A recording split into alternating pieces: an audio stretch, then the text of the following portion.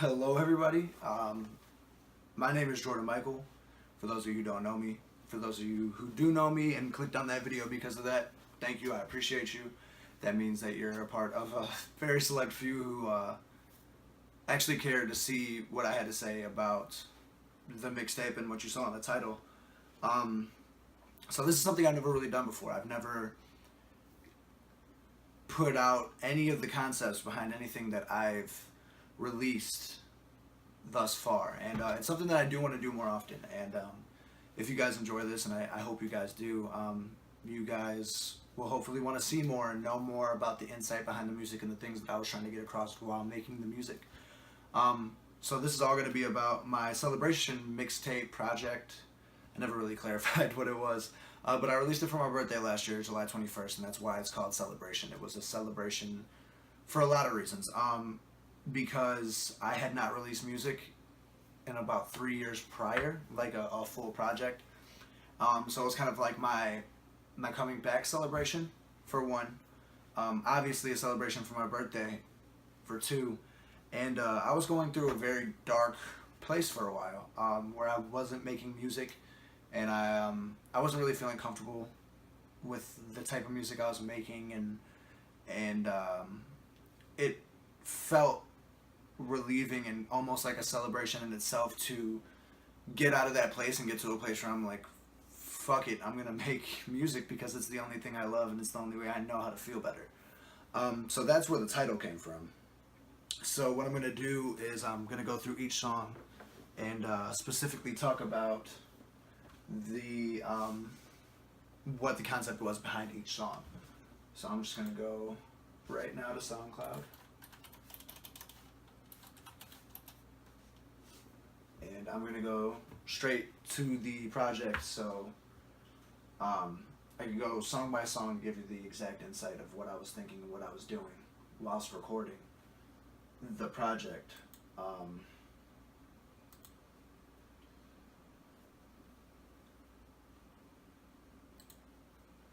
So here we are at the beginning of the project right now. The song is called Celebration, and it's the title track, obviously, to the project. It also, in a way, is the general feeling of the project of what I wanted you to feel, because this is a song where it's called Celebration, so you expect it to be this very different sounding thing. Celebrations are very happy things. They're very they bring people together, they make people feel welcome, and for a long time I didn't feel that way. So that's why I wanted to make Celebration a darker sounding song. The first line is, I think I'm addicted to different visions of women who love me back. Meaning my mother, my girlfriend, who at the time we had a separation, and I was feeling very dark about that. So it isn't like random girls or anything like that. That's not what I was trying to get across. It was just specifically for that. And it was me looking for happiness and love and attention the way that I wanted it. And then in the midst of feeling this way, I felt a lot of anger. And because of that, I wanted to make this song sound that way. So that's why this song sounds that way. And with this part specifically, the background is supposed to be people asking, like, what are you waiting for? What are you complacent for? And then it's like, this is just what it is for me. So with that song, we go into God to Me Next, which this song was obviously inspired by some old school hip hop. If you know what the sample is, shout outs to you. But basically this song is me hanging out with my friends, trying to find my happiness again. Realizing that I was going the wrong directions in the things that I was doing, and refraining from that. And then just having fun. Hip-hop is supposed to be fun. It's supposed to be competitive. None of these rappers are God to me, so that's where that came from. I talk about the fact that I was going to make an album called Integrity, and I was never comfortable with what I was doing, and it wasn't the right time for it, so I stopped. You have to go back to the drawing board sometime and restart, and that's a part of the creative process that I had to learn. And then as you go further into the song, you hear me talk about Young Wave Lord, which is my best friend of almost my entire life. You might know him. If you know me, you definitely know him. But he's also a partner Twitch streamer, and I talk about playing video games with him, and this is well before he became a partner Twitch streamer. So that's just the insight behind this song. The next song is the one take interlude freestyle, which has Jawan on it, which is awesome. Jawan did a great job. This beat is a Big L beat, and the reason I chose this beat is because this beat really pulls you in and attracts you. It's boom bap hip hop, but in a way that I think that even the fans of the new age rap would be attracted to it. So because of that, I really wanted to make a song that would appeal to everybody. But as I'm doing that, I'm talking about the beat fetishism that has become our millennial generation, where everyone really just listens to beats before they even hear the lyrics, when rap music was based off of the lyrics and the things people were talking about. And I feel like somewhere along the way we lost that, and it sucks to think that way and to know that. But there's a few people like me, like the artists that I listen to now that inspire me, who still speak with purpose. And I feel like this song was my way of saying, like, even though this is a beat that'll draw everyone in, I'm still connecting to my fans who are like, yo, he's saying what we're thinking though, with the fact that no one else is listening to lyrics or anything like that. Also, this whole part was freestyle. And I will prevail, don't oversell your clientele with the way that I'm speaking. You thought I was high as hell, should be behind the cell without no bell, ringing no bell.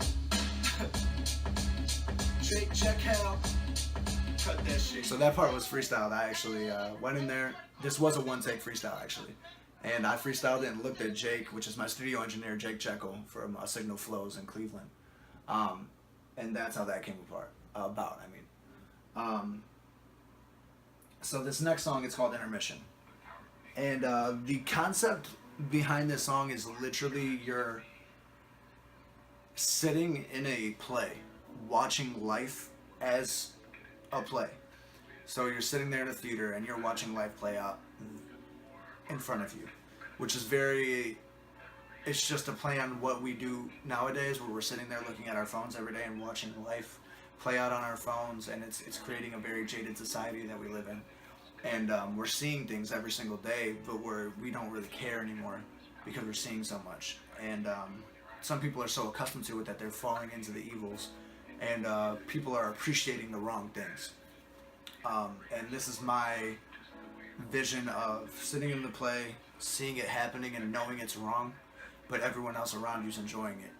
And I had a video concept where I would go to the play, and it's called Intermission because during the hook of the song, I wanted to have a part of the video where they're saying, okay, we're going to take a brief intermission. I walk out and I hear people talking about it, saying how great it is, and I'm the only one that feels like this is wrong, because they're depicting the people who are the villains earning the most, and the people who are trying to make an art or be a good person, or not be as revealing if they're a woman character, or things like that.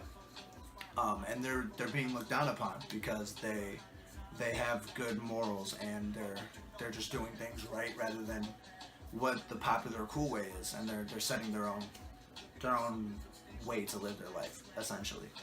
And I'm seeing those people as the heroes when no one else is. They're seeing the people who I view as villains as the heroes. Our perceptions are warped by what's going on in today's day and age. So because of that, I run up on the stage, and the second verse is what I say to the crowd as I'm trying to stop everybody from paying attention to what's going on. But no one's looking at me. Everyone's still looking at what's going on. No one's paying attention to the fact that I'm trying to correct things, except for a select few people. And the metaphor is for the select few people who are watching this video. You guys are the ones who would be looking at me, caring about the things that I'm trying to express and the things that I'm trying to change, and the ways that I'm trying to impact people.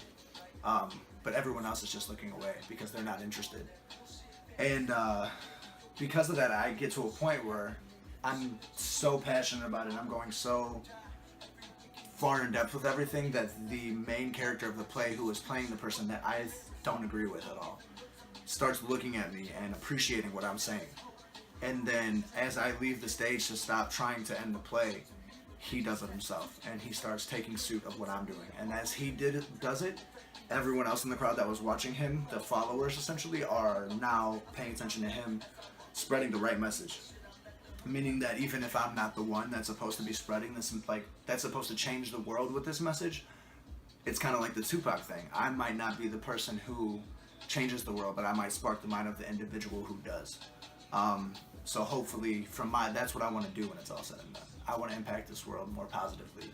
I want to make it a more positive place than when I started, you know?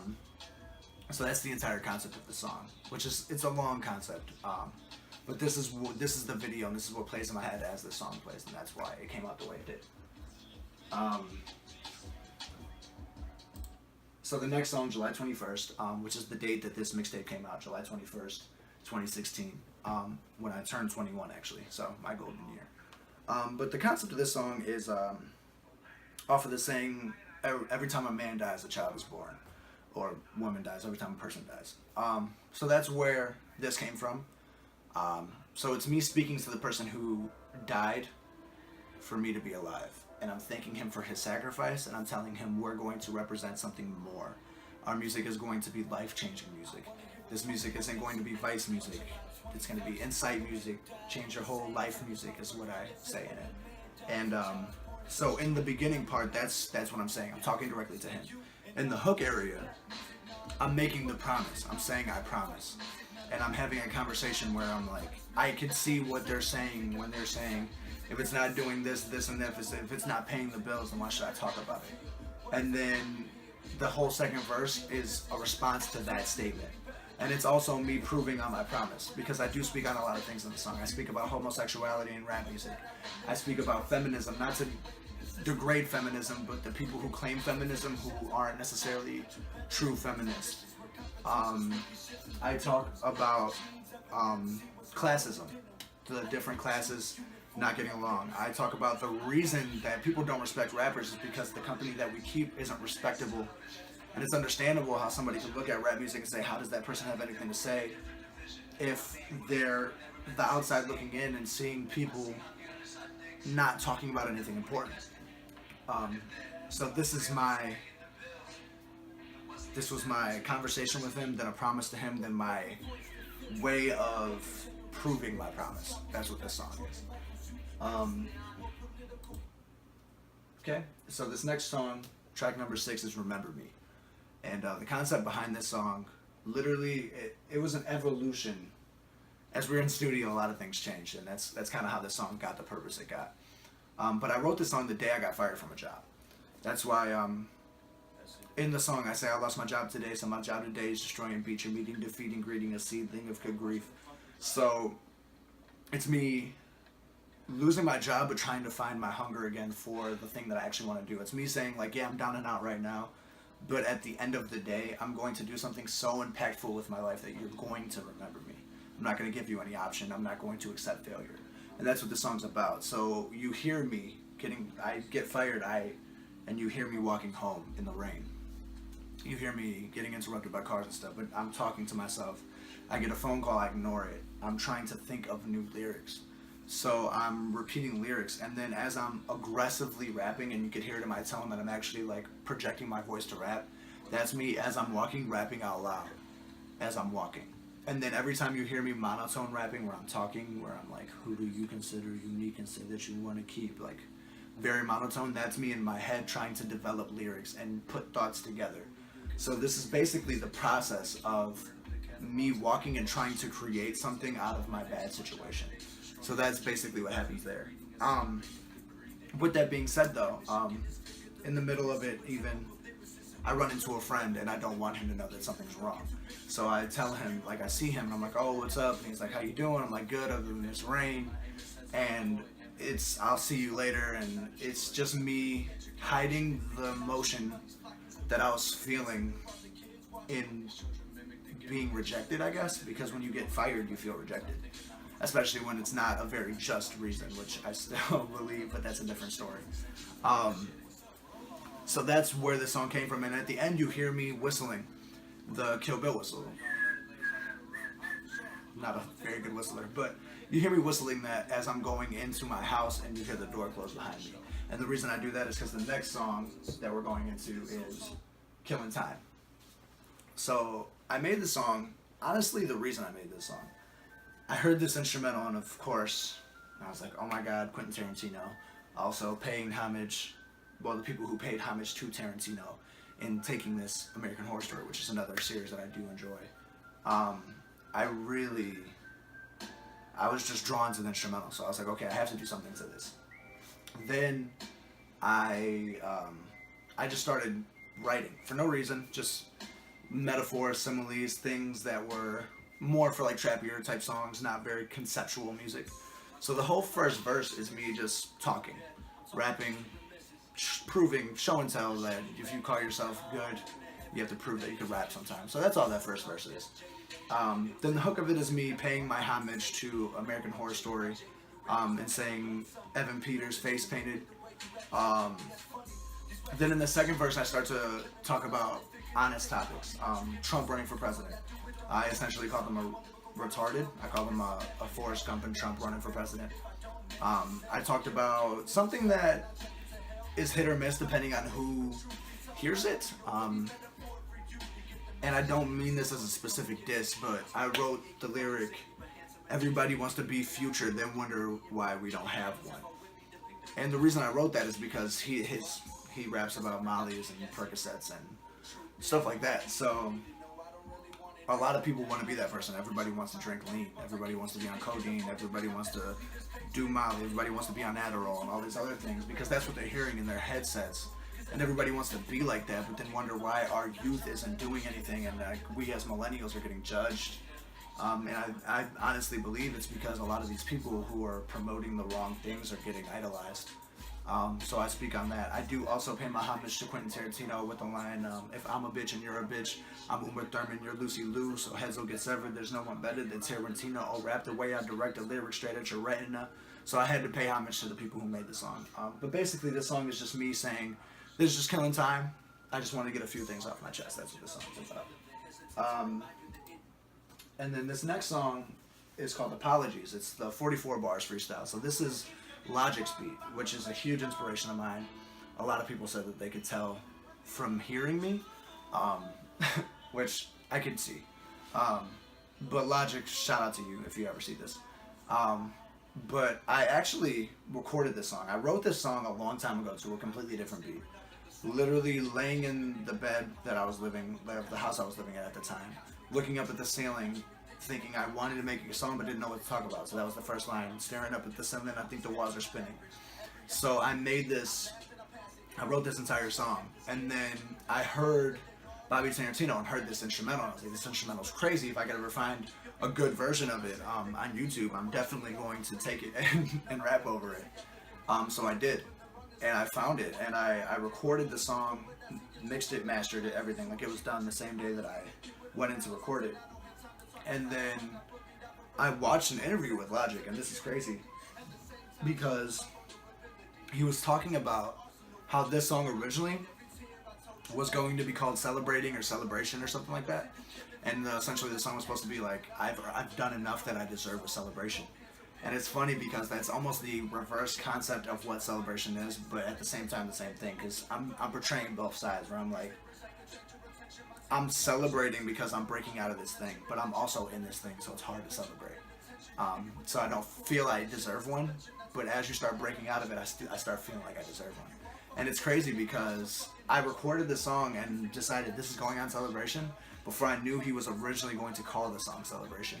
And then he ended up changing the title and everything because the song went a different direction. But I just thought that was amazing that the person that I look up to so much, and I used this instrumental for a project called Celebration and was going to call it that. I just think that's really cool. But I speak on a lot of things in this song. I speak on the fact that I did have an area in school where I was bullied. I put out all my emotions all the time. But at the same time, I've given you all this fuel, but there's nothing that you could hurt me with, because I'm proud of who I am now. And so I don't see anyone being an enemy or beating me at this point, because when you're one with yourself and you're very confident in yourself, there's really not much that could tear you down. So that's kind of where this song started. And then towards the end, I just started rapping about how people really don't care about lyrics. I started talking about this is how rappers rap when they're not rapping strictly to make money, because that's not what I'm trying to do. I'm rapping for the passion of it. I'm rapping for the messages. And then at the end of this, I talk about how another Cleveland rapper got a lot more shine than me, a lot faster. And good for him. I'm not saying anything bad. It's just, it happened at a time where I felt like I wasn't worth it. So I talk about that as well. And then last but not least, Celebration 2. So this is where the song comes full circle. This song was actually written in the parking lot of the studio of this session that this song was going to be recorded in. So this song would have been a lot different had Jake not been late for the session, to be honest. Not to say anything bad about Jake. Jake's amazing. He's a great guy. Really good friend of mine. But so this song, it starts off with a deep voice. How does one dude manage to keep it so cool? Smile on his face so no one knows what he goes through. It's basically people talking about me who know from the inside what I'm going through. So imagine me in a dark room sitting there and someone across the room talking, having a conversation about me, and this is what I'm hearing. Talks about how my relationship ended. This is the only time I mentioned it in this project, but it actually happened not long before I recorded this project. And then I come in. Here's the question. Where the fuck is my exceptions? That's me responding back to that, like, fuck, I'm trapped in this. And then I question if my decisions are right, only putting my faith in this, not putting a faith in a religion, the way most people do. Not allowing people to close doors on me.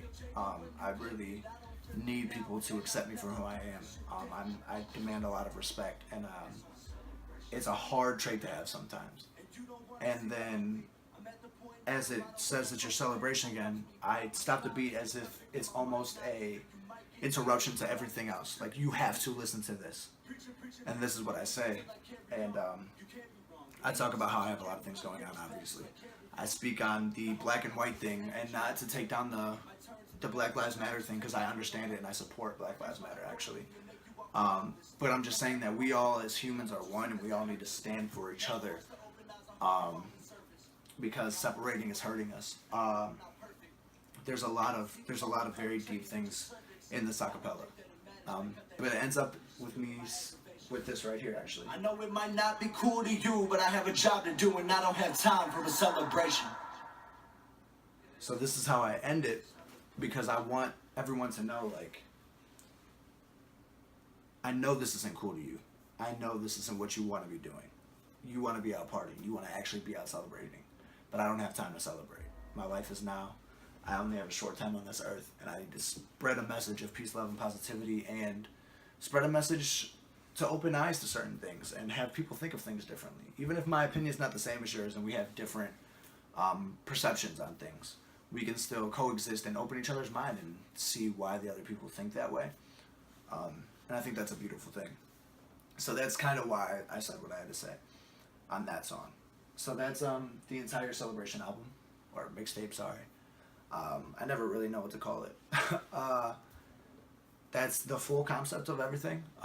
How the album artwork came along, actually, is the owner and artist of Filthy, the creator, which is the hat that I'm wearing right now, that stands for I Love the Hype. If you're from Cleveland, you definitely know what I'm talking about. If you're any type of hype beast at all, you probably know what I'm talking about too. He actually did a lot of work with Nike recently. But he's a huge, huge entrepreneur in Cleveland, a very big deal, very great artist, an amazing guy, a good friend of my family, of me now at this point. And I contacted him and told him my idea. I actually went to a pop-up shop he was doing and found him, and we talked. And I told him my concept, and I really liked the art style that he was practicing at the time. And I told him, this is the art style that I want. I told him what the picture was, and he said that he'd be into it. We exchanged numbers, we talked a little bit about it, and I said to him a couple things so he could base it off of that.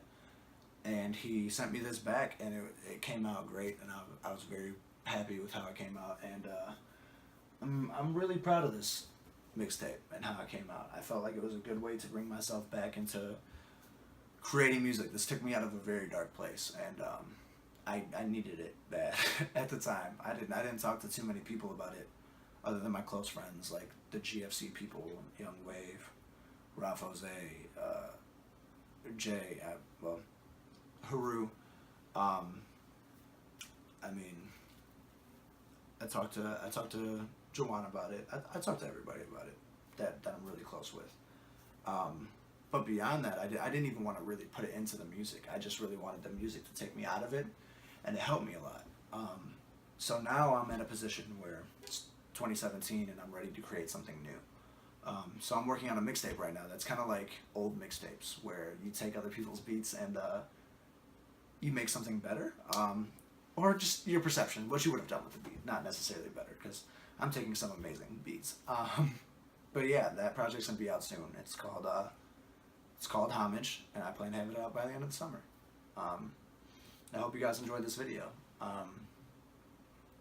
If anything at all to say, please do. I hope you guys want to see more things like this, because I really do want to talk about the concepts and the way my mind works and why I make the songs I do, and hopefully you guys enjoy it and connect more with the music now that you know what I'm trying to say in it. Until next time, man, thanks for watching.